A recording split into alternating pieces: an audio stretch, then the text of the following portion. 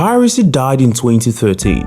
Streaming was cheaper, easier, and it had everything in one place. But by 2024, Piracy surged to 216 billion visits.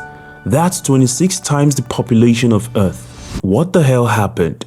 You're about to see a step-by-step explanation of why streaming became more expensive than cable, how pirates built a better version of Netflix, and the one move that could finally make piracy win permanently. But first, how did streaming defeat piracy, and why did it fall apart? Back in the early 2000s, the music industry was getting wrecked by piracy. Sites like Napster and LimeWire turned the internet into a black market record store. A lawless paradise where 13-year-olds risk computer viruses just to download Crank That Soldier Boy on a school laptop. No rules or labels, just type the song, click, and it's yours. People were obsessed with it because it offered something the labels didn't: freedom, choice, and instant access. You didn't have to spend $15 on a CD just for one good track. You didn't even need to leave your room. Sure, the audio quality might have been sketchy, but the service was way ahead of its time. The labels fought back, suing teenagers, pushing anti-piracy ads, and even trying DRM locks that pushed legit buyers more than pirates. But none of it worked, until Apple made a genius move.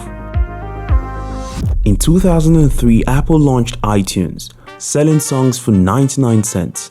It made music affordable, accessible, and kind of fun again. But the pirates didn't care. They already had full albums for free. And then came the final boss, Spotify. They offered no downloads, no viruses, just stream anything, anytime, anywhere, for one low monthly price. On top of that, artists had other ways of making money. Concerts, merch, licensing. They didn't need to wall off their catalogs to squeeze every cent. It was so good, even pirates switched sides. That right there was the moment piracy lost. But the music industry wasn't the only one learning. Streaming video was watching closely. And when Netflix went all in on streaming in the late 2000s, that changed the world. No more cable boxes, late fees, or waiting for reruns. Just open the app, pick a show, and press play. It was simple, elegant, and everything piracy wasn't, but still gave you everything you wanted. By 2013, they dropped House of Cards, a hit original series, helping Netflix become a cultural force. By 2019, with a monthly fee of just $9, you had access to more shows than any cable plan could ever dream of. People weren't pirating anymore because why would they? But then everyone wanted a slice of the streaming pie. Disney, Hulu, HBO Max, Peacock, Paramount, Apple TV, and 20 more you've probably forgotten by now.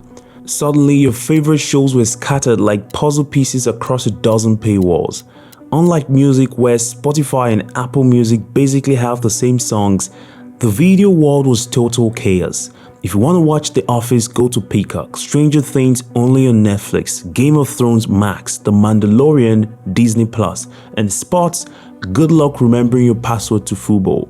Now, to get what your family wants, you have to stack 5 or 6 apps. Before you know it, the bill hits $100 a month before you even watch a single episode. But here's the part that gets people pissed off. Even if you pay, there's no guarantee your favorite show will be there tomorrow. In February 2025, Max deleted 80 shows in a single day.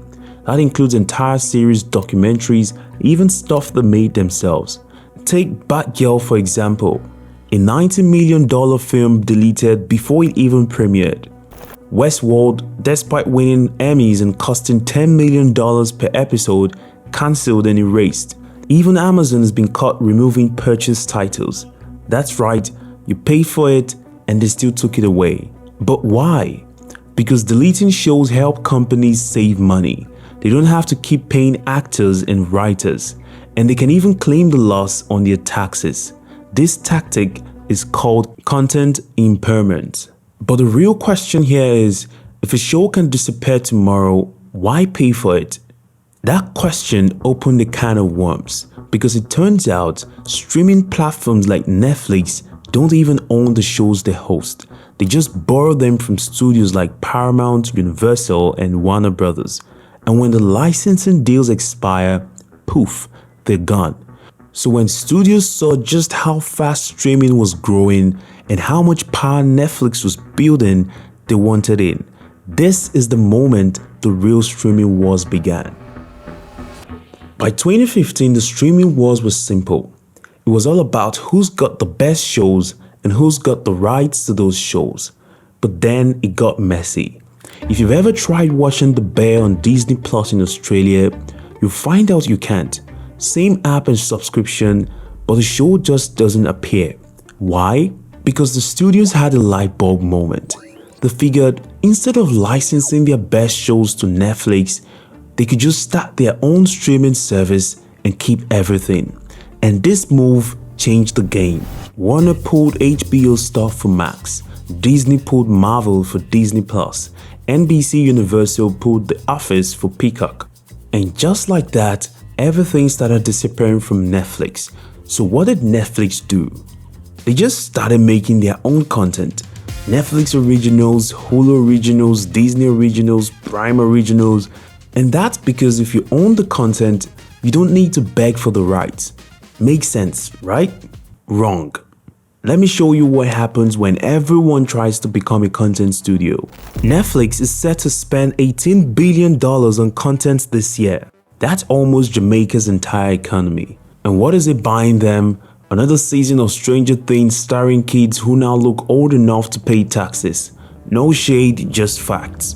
Because here's the truth no one wants to admit. We're hitting a wall called diminishing returns. Throwing more money at content doesn't make the content better. It just makes it expensive. Let's say Netflix spent $100 billion on shows. Would you pay $200 per month to watch them? Of course not. Because there's only so much time in a day, only so many shows we can binge, and most of these originals are forgettable. Now, don't get me wrong, Netflix has delivered some hits in recent years. Narcos, Squid Game, Money Heist, but some originals have sparked backlash. Take Jurassic World anime series for example, where two teenage lesbians kissed in a children's cartoon. It triggered outrage on X, went viral and led to massive calls for boycotts. This resulted in a loss of $15 billion in market value that week alone. But it gets worse. Back in 2010, Netflix was $7.99 a month.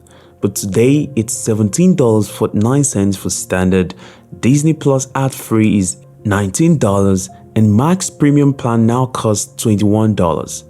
This is why, according to Statista, the average US household pays $61 a month for streaming services. That's before internet, rent, or groceries. That is crazy. But raising prices was only the beginning. In 2017, Netflix tweeted, "Love is sharing a password." That tweet went viral because it felt human. Families shared, college kids used mom's login. It was just how it worked. But in 2022, something happened. Netflix lost nearly 1 million subscribers in a single quarter. The company needed a solution fast. So what did they do? They cracked down on passwords. If you log in from a different location, you have to prove you live there. College students locked out of family plans, parents traveling for work blocked from their own accounts. And if you want to share with your kid, that was $7 extra. Soon Disney, Hulu, Max all followed suit. But that's not all. Amazon decided that Prime Video, a paid service, should start serving ads, like it's 2007 cable TV again. So let's get this straight. You're now paying more to see less shows with ads and restrictions on how and where to watch. This is the kind of corporate greed that practically forces you to consider options like moviepirate.com, freemovies.io, stolenfilms.now. These sound fake, but I promise you they're real and they're exploding because while this madness was going on, pirates were quietly building a Netflix that people actually wanted. Take a look at this. It's 2025 and piracy sites don't just look like Netflix. They feel like Netflix. Clean home pages, HD streaming, some even have 4K, user ratings, reviews, watch lists, and yeah, it has every show from every platform with zero ads and no monthly fee. The The good old days of pop-ups and malware gone. Today's platforms look professionally built and mobile perfect. Just type any title, it appears. And when studios pull a show, these sites still have them. That childhood cartoon Max deleted, it's here. The cancelled series Netflix removed, still here. And the wildest part is, illegal sites often deliver better customer service than legal ones. What the The pirates kept every promise streaming broke. And guess which approach people like? In 2024 alone, visits to piracy sites increased to 216 billion. That's 600 times the US population. And the Gen Zs are leading the charge. 76% admit to pirating while still paying for subscriptions. They're using both systems to get what they want. Over 50% of Gen Z and millennials cancelled at least one service in the last 6 months. Why? Because at some point, it just doesn't make sense anymore. And this isn't just a Gen Z problem. In Sweden, 25% of the entire country pirates content. Across North America, Europe, and Asia Pacific, about 24% of all internet traffic is piracy traffic. That's mainstream behavior. Even Netflix themselves in their 2024 annual report mentioned piracy multiple times. That's how serious it's gotten. And here's the mind-boggling part. With piracy exploding, you think these platforms would collapse, but somehow it's doing the opposite. Streaming services are on track to lose $113 billion by 2027. That's enough to fund NASA for 4 years. In the US alone, the annual loss to digital piracy sits between $29 and $71 billion. Not just the streaming platforms, even the studios are bleeding. In second quarter of 2024, Warner Brothers Discovery lost nearly $10 billion. Every year, piracy wipes out around 70,000 American jobs, from sound engineers to editors to writers and production assistants. But even with all this, 2024 was one of Netflix's best years ever. Despite the crazy prices, forced ads, the password crackdown, people stayed. But why? That's because subscriptions are sticky. They're like super glue for your wallet. Once you're in, you don't leave, even when you're paying more for less. It's the Stockholm syndrome of streaming. And the worst part is, fighting piracy is like whack-a-mole on steroids. Shut one site down and 5 more pop up. It's endless. So Netflix tolerates the leak as long as the bucket's still mostly full. So, is streaming dead? Not yet, but it's bleeding. And the truth is, piracy isn't the villain, it's the symptom, a symptom of a broken model. And until these streaming giants stop playing Hunger Games with our wallets, it's not just the pirate's life, it's everyone's.